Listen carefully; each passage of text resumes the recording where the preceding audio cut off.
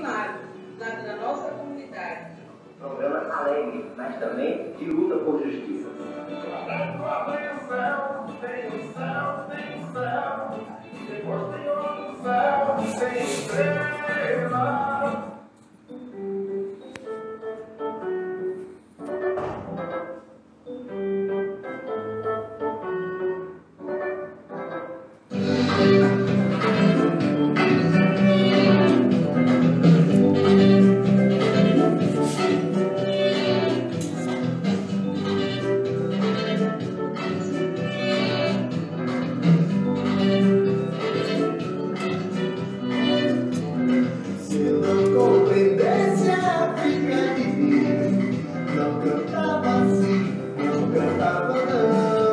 Olá pessoal, vamos lá, boa noite para todos, todas, todes, boa noite ao Cowboy aqui na técnica com a gente, boa noite a quem nos acompanha pelo Instagram, boa noite vocês que estão aí na nossa rádio Mangabeira FM acompanhando essa nossa conversa de hoje.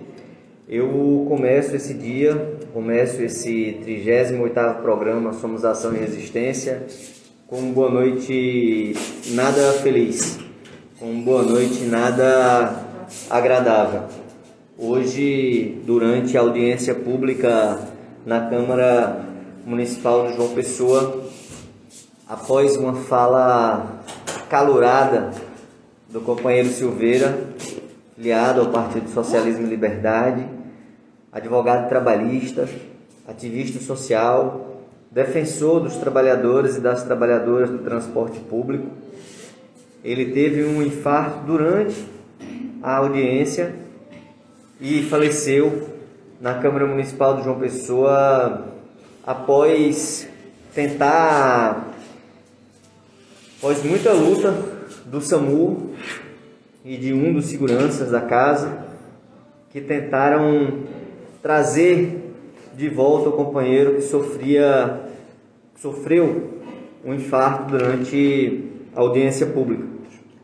Foi um momento muito difícil para todos que estavam presentes, um momento muito triste, principalmente para a família do Silveira, do companheiro Silveira, que estava na audiência pública na Câmara Municipal. E nós perdemos um grande guerreiro, um grande ativista que enfrentava o empresariado com muita força. Hoje nós vamos conversar com Débora Silva aqui, psicóloga, já está inclusive nos estúdios com a gente, e o assunto é saúde mental. Vamos falar, entender um pouco dessas diferenças, do que representa esse nosso lado emocional, o que é doença, o que é fragilidade. E digo isso porque a minha, assim como a de muitas pessoas que hoje acompanharam essa audiência na Câmara Municipal de João Pessoa, convocada pelo vereador Júnior Leandro para tratar do aumento das tarifas de ônibus aqui na capital. Então, com certeza, a nossa saúde mental ela não está nada bem. Presenciar um companheiro de luta passar mal durante uma atividade e falecer na frente dos seus mexe com as emoções de todos e todas. Ele fez uma fala firme, dura, emocionada sobre o que representa o desmonte do transporte público da nossa cidade. O companheiro Silveira, ele falava da importância da nossa capital ter um transporte público, uma empresa pública, para garantir um transporte de qualidade e acessível para a população. Ele falava da demissão de mais de 1.000 e tantos trabalhadores e trabalhadoras diante da redução da frota e da dupla função que hoje fica com os motoristas, que além de tudo tem que cobrar. Ele fez uma fala dura sobre a forma como os trabalhadores dessas empresas sofrem e são perseguidos. Ele fez uma fala dura da necessidade de transformar a nossa mobilidade. Alguns minutos depois, teve que ser socorrido e, infelizmente, veio a óbito na frente dos seus companheiros e companheiras de luta e da sua esposa e seus filhos, que depois chegaram ao local. Então, posso dizer, sem sombra de dúvidas, que esse é um dos momentos mais difíceis da minha militância política, de presenciar algo tão triste. Então, que a gente preste aqui a nossa solidariedade, a nossa homenagem ao José Silveira, ativista social, advogado trabalhista, defensor dos trabalhadores e das trabalhadoras e um conhecedor da mobilidade humana.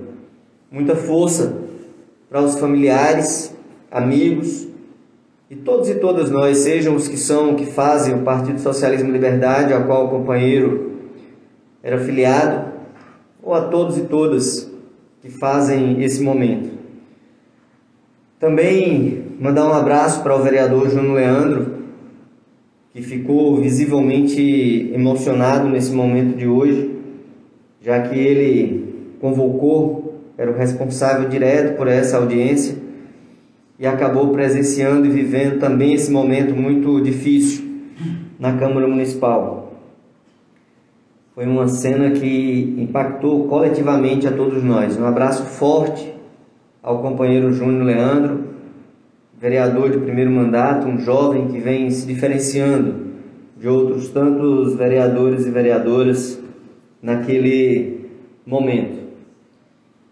Não queria começar o programa assim, nem ter que passar a palavra para a Débora em meio a um momento tão difícil e triste, mas eu não poderia começar de outra forma, Débora, o nosso programa de hoje. Então eu já dou meu boa noite para você nesse dia chuvoso da nossa capital, após essa notícia triste, mas que sem sombra de dúvidas acaba também trazendo alguns aspectos para a gente poder conversar hoje aqui nesse elemento coletivo de como nós fomos impactados de uma experiência nada positiva como essa de hoje. Boa noite. Boa noite, Tássio. Boa noite a todas e todos os ouvintes da rádio. Dizer da minha alegria de estar presente nesse momento aqui com vocês. Quero saudar nesse momento a minha querida Remar, Rede Margaridas Pro Crianças e Adolescentes, as pessoas de Lourenço e Conceição, a qual me deram essa missão maravilhosa de estar aqui, de ter nesse momento a grata satisfação, Tássio, de ver que você é uma pessoa que eu já conheço. Eu não tinha associado que o Tássio que eu falei no telefone era você. Estou muito feliz. Isso me deixa, inclusive, um pouco mais à vontade, né? Isso é muito bom. Quero também saudar a Rede Crescer, né, da qual eu faço parte, que inclusive venho nessa noite trazer as experiências vivenciadas nesse espaço, né, com a meninada, crianças e adolescentes do território Cristo Rangel. Quero trazer aqui a saudar a Telmere, grande articuladora desse processo de construção da Rede Crescer. Quero também nessa noite saudar a equipe do projeto, do qual não tem como eu falar de saúde mental, né, da minha trajetória nesse trabalho, sem trazer um pouco essa prática vivenciada do projeto Vivência em Saúde Mental. Então eu saldo o projeto através da Carlinha, da Cristina, da Suene e da Maurília, que são psicólogas e assistentes sociais, que junto comigo desenvolvem esse trabalho, né? Eu costumo dizer que não tem como fazer saúde mental isolado. Então esse processo de construção de equipe multiprofissional é extremamente rica, importante. Quero também saudar a equipe de estágio de psicologia do Unip, do qual a gente vai vivenciar uma grande experiência acolhendo psicólogos em formação nesse trabalho de saúde mental no nosso território. E, concluindo minha saudação, quero saudar, em nome de todos os adolescentes, o adolescente Ravi Francisco, de 12 anos, meu filho, do qual é beneficiado com muita honra por toda a equipe de psicologia lá da Clínica e Escola de Psicologia do Unip. Quero também dizer, Tássio, que quando eu me preparava para vir para cá, foi quando eu também tive a notícia, né, do companheiro. E, de fato, estremece a gente, porque isso, de fato, tem toda uma relação com saúde mental, de como a gente está, de como a gente vem vivenciando a nossa vida, em todos os espaços que a gente está, inclusive o espaço de trabalho, né?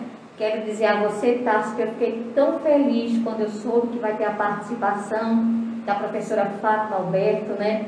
Que com certeza vai trazer grandes contribuições, inclusive a nível teórico, que é tão importante para nos ajudar a compreender esse processo da saúde mental. Isso me deixa até mais à vontade de trilhar uma conversa, um bate-papo dessa experiência prática, de como a gente tem feito, de como a gente tem pensado a vivência da saúde mental, né?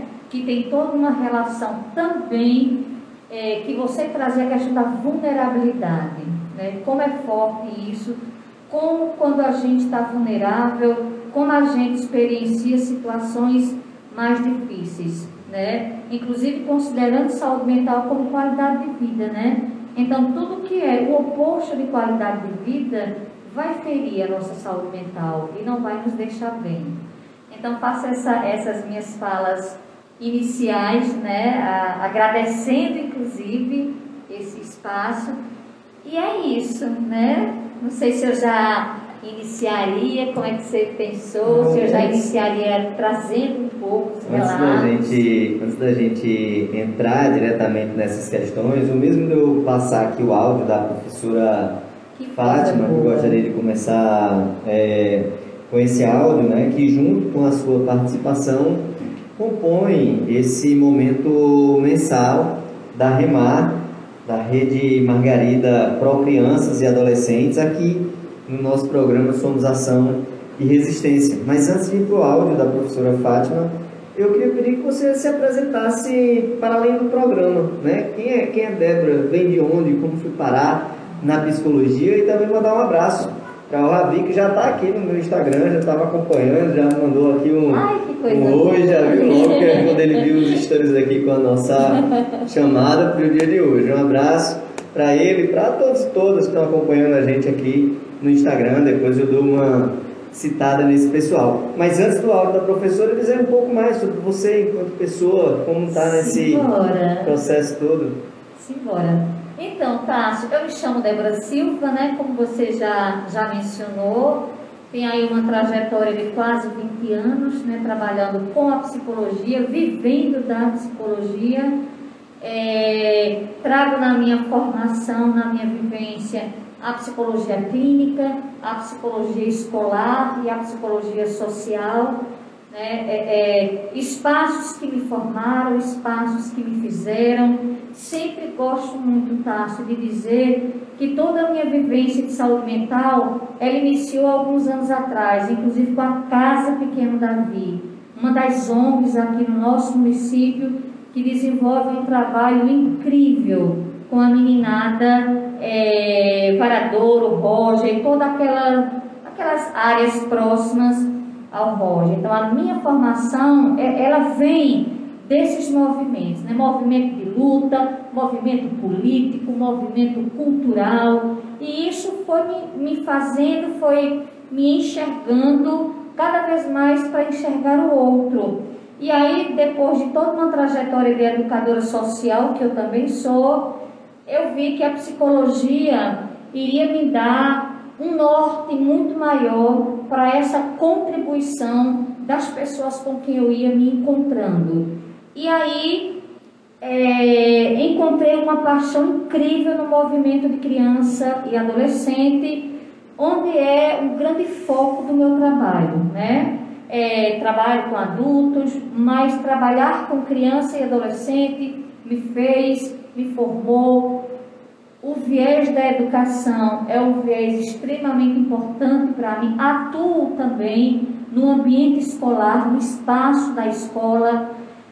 Então eu venho dessa trajetória, sabe, Tarso, de perceber que eu precisava transformar o espaço que eu estava naquele momento, naquela localidade, aquelas pessoas com que eu ia me encontrando, né? Então eu fui acreditando que transformar o outro era necessário, inclusive era necessário no coletivo, né?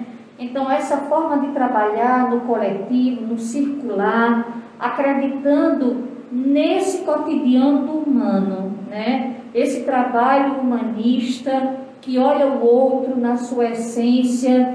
Então eu vi dessa base. Eu tenho uma base de Paulo Freire muito grande também, porque como educadora social sempre tive esse olhar voltado para ele e acreditando que eu poderia transformar a partir da realidade do outro. E aí eu fui me formando quando eu criei um outro casamento profissional, né, com o Carl Rogers, que a gente costuma dizer que é o grande pai da base humanista, um dos grandes pais, na verdade, né? Então eu fui encontrando na psicologia caminhos de me encontrar com o outro a partir da essência dele e dela, conhecendo, acreditando e trabalhando a partir daquela realidade. Então, falar de minha profissão, falar de minha trajetória é falar um pouco, porque eu sou e eu continuo sendo essas construções, né? E isso é muito bacana. Maravilha, então sem sombra de dúvidas a nossa sintonia hoje vai ser muito bacana, que eu venho também dessa militância e trabalho na área da criança e adolescente como assistente social e de vários espaços desse de atuação para além da profissão, né, onde se mistura às vezes Sim. com militância. Então vai ser bem bacana a nossa conversa de hoje. Então eu queria te chamar aqui para esse nosso papo a vinheta da Voz da Comunidade, seguida do áudio da professora Fátima Pereira, que é professora do curso de Psicologia da Universidade Federal da Paraíba. Vai lá, Cowboy.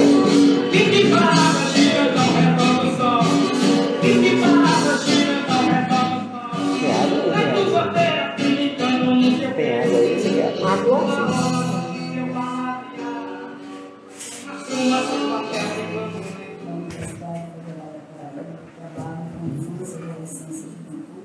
Estou aqui hoje para conversar, para falar um pouco com vocês sobre saúde mental de crianças, adolescentes e jovens. Quando se fala em saúde mental de crianças e adolescentes, é preciso ter clareza que não se fala apenas de doenças mentais, como transtornos mentais ou transtornos psiquiátricos. Sofrimento mental difere do transtorno. Sofrimento mental são sensações e tristezas que não chegam a se configurar exatamente como um transtorno. Quando a gente pensa em saúde, quando se fala em saúde, se compreende a saúde como um movimento em busca de. É um movimento de apostar na superação, de apostar na capacidade de enfrentar situações novas. E todas as vezes que esse movimento ele é afetado, que ele é impedido, que ele é dificultado, ele pode causar doenças. É o caso das doenças mentais, que são, aí sim, afetações na saúde que impedem ou que dificultam o movimento em busca dessa saúde, ou em busca de superação das situações que podem ser promotoras de saúde.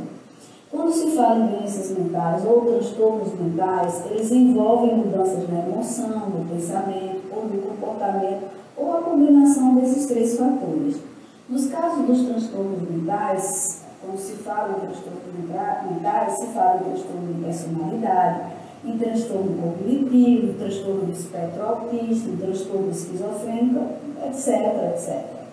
Mas há situações variadas, decorrentes inclusive de violações ou de violências sofridas por crianças e adolescentes, como violência física, psicológica, sexual, institucional, privação de alimentação, fome, afastamento da escola, perda de pessoas queridas ou de pessoas de referências, parentes, amigos, situações de abandono, aspectos da sexualidade, de orientação sexual, de trabalho infantil, de falta de tempo para as brincadeiras, de falta de convivência com os amigos, com os pais, de trabalho infantil, ou quando são vítimas de preconceito, de discriminação, seja pela cor, pela raça, pela religião, pela orientação sexual, ou situações de humilhações, muito denominado cotidianamente como bullying, ou situações de cárcere privado, de encarceramento. Todas essas situações, elas causam sofrimento. Essas situações de violências ou de privações, elas causam um certo sofrimento que se expressa muitas vezes através de uma tristeza, ou podendo se agravar para uma situação mais de ansiedade, de apatia, de medo. Pode se agravar, inclusive, para fobias, para depressões, para ideações suicidas ou para tentativas de suicídio, ou até de agressões para com outras pessoas. Quando a gente fala em saúde mental, os determinantes de saúde mental e de transtornos mentais incluem não apenas atributos individuais, quer dizer, a causa não está necessariamente no próprio indivíduo, mas também nos fatores sociais, nos fatores econômicos, culturais, políticos e ambientais que afetam a nossa vida. Mas afetam também nesses fatores sociais, culturais, econômicos, políticos, ambientais, as políticas nacionais, a proteção social, os padrões de vida, as condições de trabalho, o apoio comunitário, tudo isso diz respeito à saúde mental. Ter esses aspectos significa ter saúde mental ou a possibilidade de acessar a saúde mental. No caso de crianças e adolescentes, já havia um número significativo de crianças e adolescentes que sofriam de algumas dessas perdas e de que, em decorrência dessas perdas, sofriam, havia um sofrimento, e esse sofrimento mental, que não era um transtorno mental, provocava uma certa tristeza, uma certa ansiedade. Com a Covid, essa situação se agravou pelo isolamento, pelo afastamento das pessoas. Muitas crianças já estavam sobrecarregadas antes da Covid e com a Covid aumentou. Porque a Covid ela limitou para as crianças a possibilidade das trocas, da relação com os pais, da ida à escola, ela isolou, ela agravou essas situações de violência contra crianças e adolescentes. Isso é de tal forma que em 2021 a Unicef publicou um relatório sobre a situação da infância no mundo e mostrou nesse relatório que mais de 13% dos adolescentes de 10 a 19 anos padeciam algum transtorno mental diagnosticado aí, de acordo com o que define a Organização de Saúde, a Organização Mundial de Saúde. O suicídio aparece nesses relatórios como sendo a quinta causa principal de morte entre adolescentes de 10 a 19 anos de idade. Os adultos e a escola, as instituições de modo geral, precisam estar atentos aos sinais de sofrimento mental ou os sinais de agravamento desse sofrimento se configurando ou podendo vir a se configurar então numa situação de transtorno. A escola tem um papel fundamental porque muitas vezes as crianças e adolescentes partilham com os professores ou com os trabalhadores da escola de modo geral as suas vivências que não partilham em casa, com as famílias, seja essa família biológica, seja essa família que cuida, seja essa família por afinidade. Mas a escola não deve ser a única responsável por essa política de saúde. Os fatores protetivos, eles incluem prevenir atendimento das necessidades básicas, de alimentação, de cuidado, de afeto, de comunicação respeitosa. Precisamos cuidar, ouvir, possibilitar a participação da meninada, possibilitar e promover a participação nos espaços, na troca com os pais, com os amigos, na troca de informações, de conhecimento e dos fatores protetivos também com os adultos. E quando sim houver um agravamento, procurar as unidades de saúde, desde as UBS, que normalmente se chama postinho de saúde, até o CAPS-I, que é o CAPS infantil, que trata exatamente das situações mais agravadas. Fico por aqui e agradeço a participação. Gratidão à professora Fátima Pereira por esse áudio aí extremamente lúcido, traz elementos importantíssimo para a gente compreender essa relação aí de saúde mental e como se aproximar dessas crianças e adolescentes, né? Sem sombra de dúvidas. Gratidão, professora Fátima. E antes de fazer uma pergunta relacionada a esse debate, Cowboy cochichou aqui para mim de que o Nacional de Patos fez o primeiro gol contra o Botafogo lá no Sertão. Então, boa sorte aí para o Nacional, boa sorte para quem está acompanhando o jogo. Se ainda der tempo para acabar o programa, ainda vou pegar uma pontinha do jogo aí. Débora, individualidade, né? É algo que, se a gente olha lá para minha avó, quando ela era criança e adolescente, praticamente não tinha, né?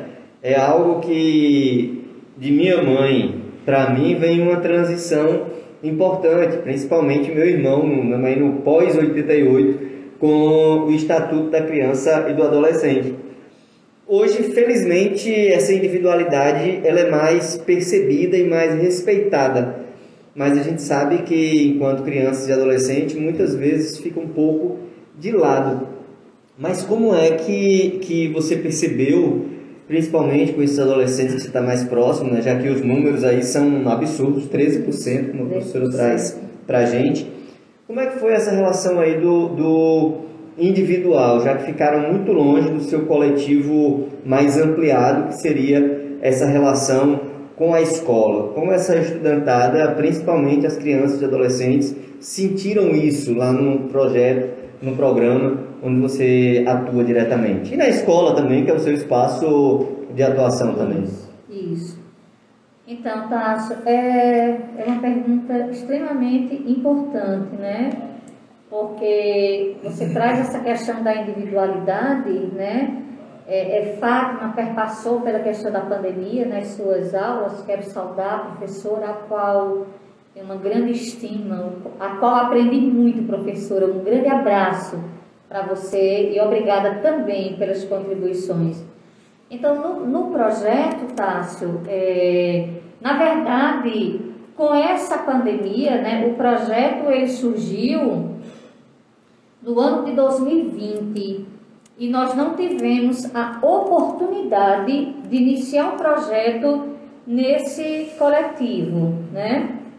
Então, a gente foi começando a perceber o quanto a meninada vivia, ou começou a viver, fortes e grandes momentos de isolamento, porque ela estava, de alguma forma, excluída da escola, porque o momento em que para tudo, para inclusive a participação de um grande número dessa meninada na escola, por vários contextos, né, pela própria ausência, inclusive, da internet, pela ausência de aparelhos, pela ausência de uma família, de alguém para estar perto. Então, essa meninada começou a se sentir cada vez mais só. E ela começou, inclusive, a perder um pouco a sua liberdade, a sua individualidade, o seu aconchego, porque ela começou, inclusive, a vivenciar muita negligência. Então, com esse processo, a meninada começou cada vez mais, de alguma forma, a ir se perdendo, porque ela não conseguia mais ter o espaço da fala, ela não conseguia mais ter o espaço da socialização, porque não vigorava mais o espaço, mais o ambiente escolar. No processo do projeto, a gente começou a perceber o aumento das diversas violências, como a questão de viver a relação, como a questão de viver as trocas, foi cada vez mais se isolando. E agora, essa meninada começou, inclusive, a aumentar as pessoas que conviviam naquela casa. Então, ela convivia com uma, duas pessoas, começou a conviver com muito mais gente, né? Pessoas, muitas vezes, que mesmo sendo da família, ela não tinha essa relação do cotidiano. Então, ela se perde nessa individualidade, porque muitas vezes ela não se encontra, porque muitas vezes ela não tem esse espaço de serem acolhidas. Débora, Isso, esse aspecto que você traz dessa ampliação dentro do seu espaço de residência e domiciliar, deve-se a quê? Já a ampliação das dificuldades do impacto social que a gente vive hoje, você já está refletindo nesse aspecto? isso. A questão financeira, a questão econômica. Quando eu trago essa questão para a gente, Tássio, né, de pensar desse aspecto, que foi exatamente o momento em que o projeto chega, de pensar esse aspecto das causas, do que provocou essa pandemia, foi exatamente essas ausências. Então, as famílias cada vez mais começaram a perder seus empregos. Isso foi um aspecto que afetou muito, afetou diretamente nesse coletivo da família e afetou nessa individualidade, porque as crianças e os adolescentes, eles começaram a não ter mais o que minimamente eles conseguiam ter, né? Porque a questão econômica foi muito forte nesse momento e a gente sabe que a gente vive, inclusive, consequências disso até os dias atuais. E quando essa meninada começa a se isolar da escola, ela começa a se isolar de todas as questões ao seu redor. Porque no que ela não tem mais o espaço da escola, ela não tem mais a convivência do colega para conversar, ela não tem mais a convivência com o professor para lhe dar algum tipo de retorno. Então, essa ausência da educação, ela interferiu muito fortemente nessa meninada, né? Por levar elas a vivenciarem o cotidiano do lar, estar em casa. Elas começaram a ter, inclusive, que se responsabilizarem por muitas outras questões. A gente, inclusive, foi percebendo aumento do trabalho infantil, né? Que isso vai afetar diretamente na saúde mental. A gente começou a identificar, por exemplo, muitas crianças vivenciando violências no seu próprio espaço. Foi aumentando. Porque se a gente for pensar, isso não seria uma novidade. Né? Essa questão dessa violência familiar e intrafamiliar não é uma novidade. A gente sabe que isso tem um histórico e isso é vivenciado, foi vivenciado. Porém, com a pandemia, o fato de estar todo mundo naquele mesmo espaço, quase ninguém mais saía, tudo era vivido dentro de casa. Então, essas crianças, elas começaram a vivenciarem uma diversidade de violências, seja ela doméstica, seja ela o abuso sexual, e tudo isso foi afetando essas crianças e esses adolescentes, né? Quando o projeto chega, na verdade, o projeto ele chega porque esse grupo experimentou de 2017 a 2019 trabalhos no ambiente escolar, numa perspectiva de cultura de paz, né? Eram pessoas que iam para o ambiente escolar e começaram a desenvolver oficinas e foram identificando nessas oficinas meninas e meninos, na sua grande maioria, o sexo feminino. A gente foi encontrando a automutilação, a gente foi encontrando até sutilmente a questão do pensamento suicida. A gente vivenciou um suicídio, né, dentro de uma dessas escolas em que a gente estava. E foi a partir disso que a gente começou a perceber que a ausência de política pública nessa perspectiva da saúde mental, né, era enorme e que naquele momento a gente precisava fazer algo, mas não para substituir, mas para tentar trabalhar esses aspectos da saúde mental. Então está sendo perceptível para vocês da equipe a saída, não sei se eu vou pegar aqui a expressão correta, que foi trazida pela professora Fátima Pereira, mas a saída do que antes poderia ser, entre muitas aspas, só um sofrimento e passa a ser uma questão de doença mental? Isso. Fátima, ela trouxe para a gente esse sofrimento psíquico, né, sofrimento mental, que não deixa de ser uma tristeza profunda, não deixa de ser a gente perceber aquela meninada isolada no canto, começa a não se socializar. Isso já são sinais que a gente vai identificando, né? Inclusive ela trouxe que o espaço do ambiente escolar, ele é extremamente facilitador para a identificação dessas questões, né?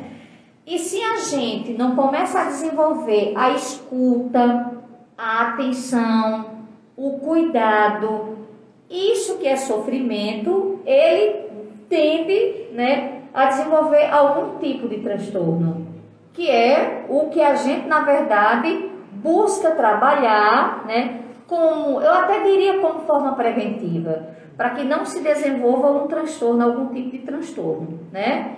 E isso no projeto, a gente identificou muito o isolamento, crianças e adolescentes que não conseguiam, muitas vezes, até falar vamos dizer, por momentos pequenos. Se a gente fazia uma dinâmica, se a gente desenvolvia uma atividade, a gente já percebia aqueles e aquelas que não conseguiam se socializar. Quando a gente levava uma temática, por exemplo, de trabalhar a violência contra a mulher, por exemplo, né? Então, nesse movimento da gente desenvolver aquela temática, a violência contra a criança e contra o adolescente, a gente já identificava as meninas, né? A gente sempre percebeu que as meninas, o número, a evidência é maior de algum tipo de violação de direito, né? Então, as meninas, elas começavam a sentir, a partir da nossa fala, a partir do bate-papo que a gente desenvolvia, das construções de grupo que a gente fazia, elas começavam a se isolar. Muitas pediam para sair, né? Muitas diziam que iam beber água. Depois a gente encontrava, por exemplo, um funcionário da escola dizendo: olha, fulaninho que estava na oficina estava em tal lugar chorando, eu peguei fulaninha chorando. Então, foram essas experiências de discutir temáticas extremamente importantes, né? De violência a trabalho infantil, por exemplo, que a gente foi identificando o quanto essas meninas e esses meninos estavam nesse movimento que precisavam ser acolhidos e acolhidas, né? E foi aí que a gente começou a pensar que a gente precisava fortalecer nessa meninada uma escuta, a partir de uma escuta, a partir de um olhar diferenciado, né? Esse acolhimento mais humano. E o que a gente percebe também é que a grande diferença, né?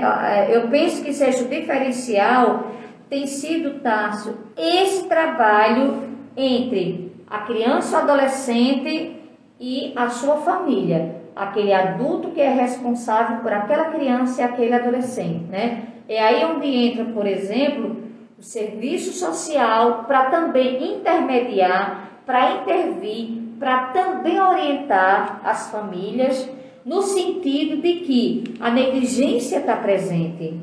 Porque muitas vezes a família ela não consegue perceber que ela está, de alguma forma, negligenciando o cuidado. Né? A gente tem um quadro que a gente vai já escutar ele aqui, mas antes eu quero trazer um recadinho aqui de Delaine, que ela manda um apoio e força para você aqui na nossa entrevista de hoje e diz o quanto foi ótima a contribuição de Fátima. Joel, manda abraço. Eu passei aqui por vários nomes por conta mesmo do nosso tempo. A conversa tá boa aqui, a gente acaba avançando. Mas antes de ouvir o professor Ricardo Lucena e o convidado dele sobre a nova política de drogas, eu queria fazer mais uma pergunta. Assim, já é possível perceber, ou ainda é muito cedo para a gente perceber, nesse retorno dessa estudantada, dessas crianças e adolescentes para a sala de aula, uma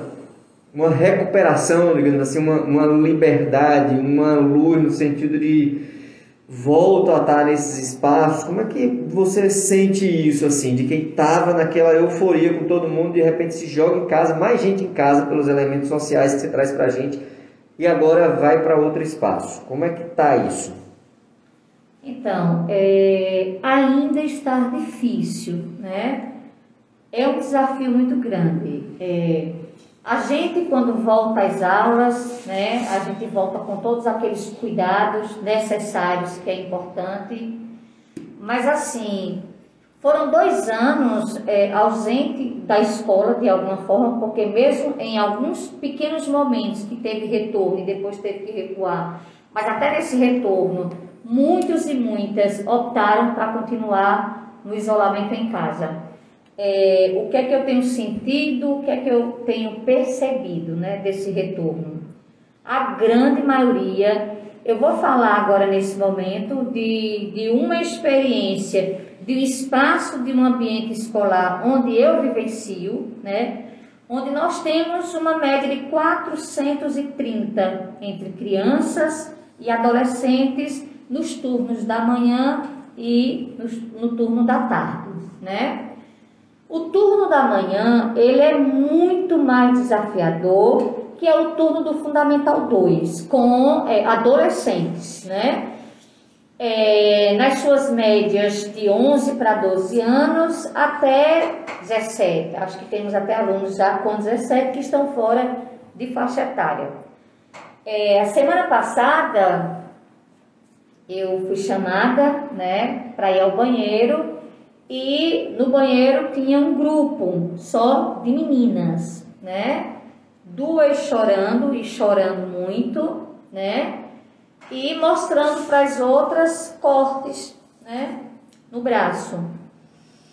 E aí trouxe o grupo para dialogar, para conversar, para oferecer a minha escuta, para dar um acolhimento. E essa situação, ela não foi uma única situação e certamente não será a última, porque os alunos e as alunas ainda estão como se estivessem presos a uma situação que viveram, inclusive de medo, né? Por que eu estou trazendo isso? Porque muitos deles e delas, ao ficarem em casa, tiveram que se deparar com situações que não foi fácil, né? Com situações de abuso, de abandono, de negligência, muito mais do que existia antes. Eu percebo muito medo. Há um medo, inclusive, de se revelar. Há um medo, inclusive, de tirar a máscara. Se eu tirar a máscara, eu vou me revelar. Então, eu estou percebendo que a máscara é um elemento forte. É óbvio que a maioria já tirou a máscara. A maioria já tirou, né? Mas assim, como ainda tem susto, Tássio, como ainda tem medo, como o juntar separou. É extremamente impressionante como o juntar, o que é isso? O momento da pandemia, todo mundo teve que ficar naquele ambiente. Se juntaram. E aí, por que juntaram, se separaram? Porque as negligências, as violências, elas foram tomando força. A presença da violência, inclusive, que eles e elas presenciaram, ou uma grande parte, né, de violência entre pai e mãe, entre mãe e padrasto, que é uma realidade muito grande de mãe e padrasto. Isso deu muito medo, isso assustou, né? E é importante estar pontuando isso, porque isso está refletindo diretamente dentro da escola, né? Diretamente, porque assim, e esse tempo, inclusive, de aprendizado que não aconteceu. Isso é um outro fator que afeta. Tássio, nós estamos com alguns alunos e alunas, já identificamos, no 7º ano, que ainda não estão conseguindo, por exemplo, ler. Não estão conseguindo ler. Então, isso, na verdade, é um conjunto de situação que faz com que esses meninos e meninas estejam dessa forma, estejam, inclusive, se automutilando, porque é uma realidade. E vão se automutilar dentro da escola, porque em casa eles não vão ser compreendidos, porque em casa é o espaço, inclusive, que aumenta essa violência. Então, na escola, eu vou revelar como é que está esse meu mundo interno.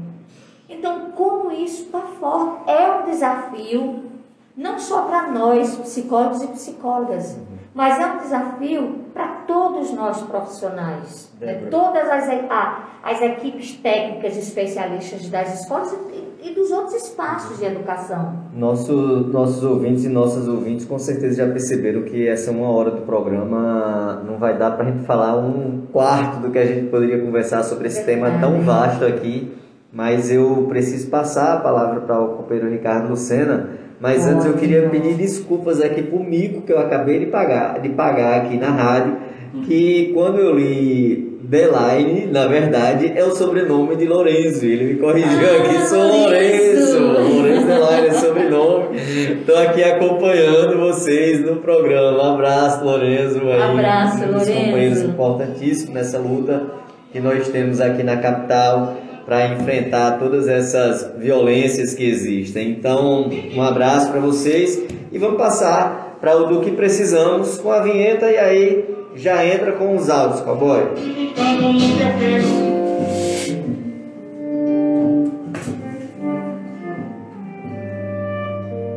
Cheiro de sangue, rastro de barro, não me abala tanto quanto uma família com fome pra matar a fome. Um homem mata 2-0. por muito menos matar um homem. Seu Pereira. Seu Pereira e coletivo.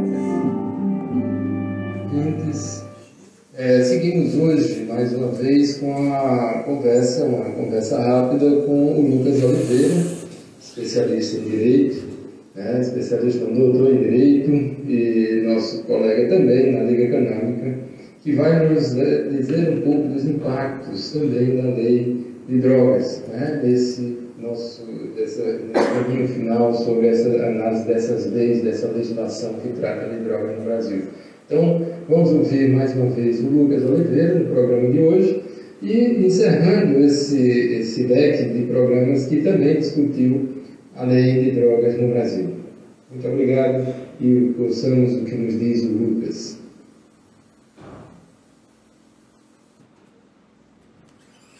O lei de drogas é justamente o seu impacto no encarceramento nacional no Brasil, né? Então a gente vem observando alguns dados, né? Principalmente do Ministério da Justiça, apontou que mais de 726 mil pessoas foram encarceradas no Brasil. Então esse é um dado geral, mas se a gente observar o encarceramento com drogas, a gente vê que uma parcela significativa dessa quantidade de pessoas está encarcerada por crimes relacionados às drogas, né? Então a gente já observa que o encarceramento nacional já atinge índices alarmantes, né?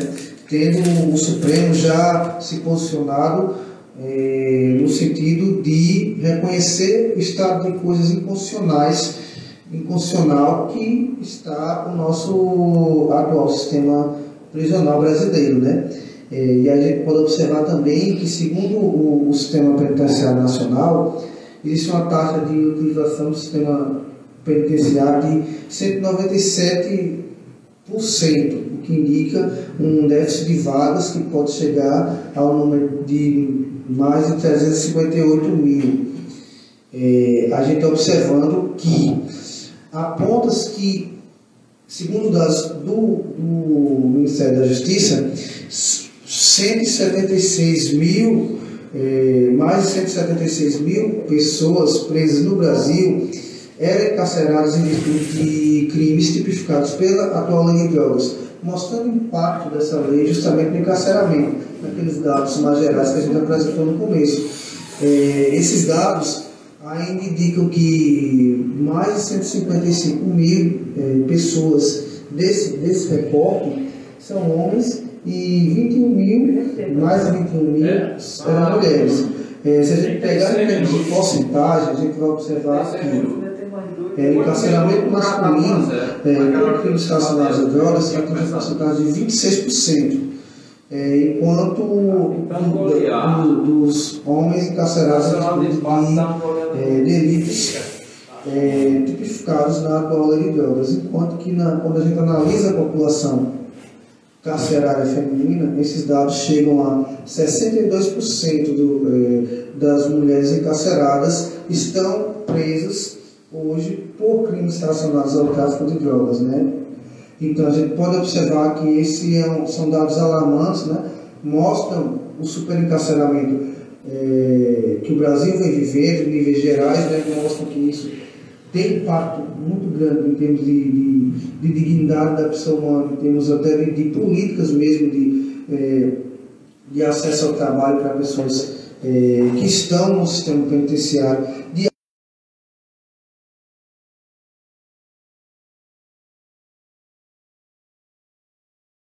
e que boa parte desse encarceramento vem através da escolha política criminal, né, que é justamente a nossa atual lei de drogas, né, que a partir que é responsável por uma fração significativa, né, a segunda maior causa de encarceramento entre homens e a maior absoluta de encarceramento entre mulheres. Então, esses dados são alguns dados que eu trouxe, né, através da pesquisa no sistema de dados do Ministério da Justiça, mostrando que um dos principais impactos é justamente esse grande encarceramento. Dessa forma, caros amigos, ouvintes, encerramos mais esse programa e desejamos a todos um bom feriado, uma boa semana e até lá. Até a próxima semana encerramos nossos programas discutindo a questão das drogas no país. Muito obrigado, uma boa noite a todos e todas.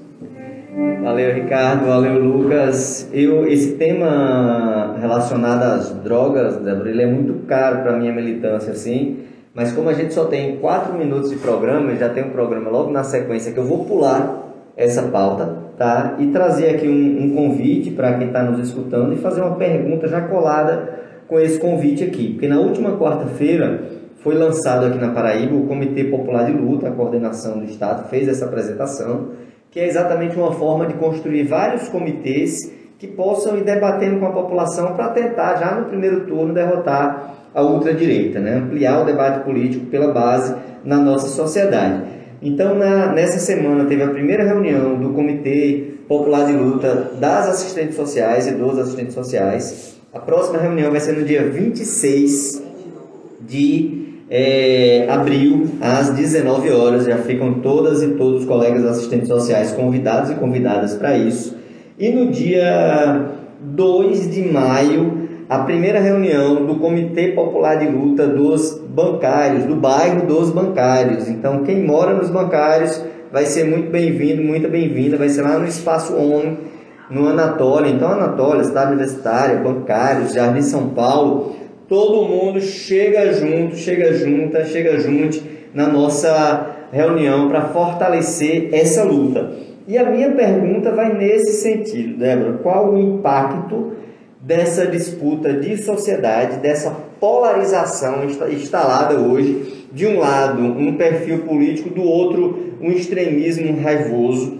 Como isso e se isso impacta na nossa saúde mental e se chega a impactar e a se relacionar também com as crianças e adolescentes, que é parte aqui do nosso debate. É uma pergunta complexa, mas o nosso tempo bem curtinho. Tá contigo. Então, o que ela tem de complexidade, ela tem de importância, né, Tássia? isso só afeta, né, a nossa saúde mental, porque se a gente vai perceber, a gente vem aí de uma trajetória de luta, mas de uma trajetória extremamente difícil de lutar, inclusive, porque cada vez mais se aumenta as injustiças sociais, e se isso aumenta a fome, né? Aumenta todas as dificuldades, aumenta tudo aquilo que nos impede, inclusive, de ser feliz.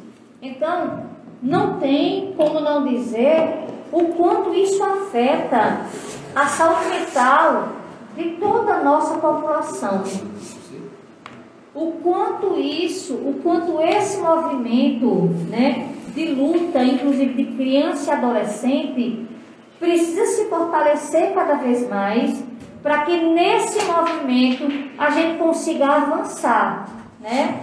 E eu deixo aqui uma reflexão a todos que estão assistindo, e vamos ampliar esse debate, essas reflexões, né? De como a gente pode avançar nesse movimento de luta, para que a gente tenha qualidade de vida. Porque como estamos hoje, nos dificulta.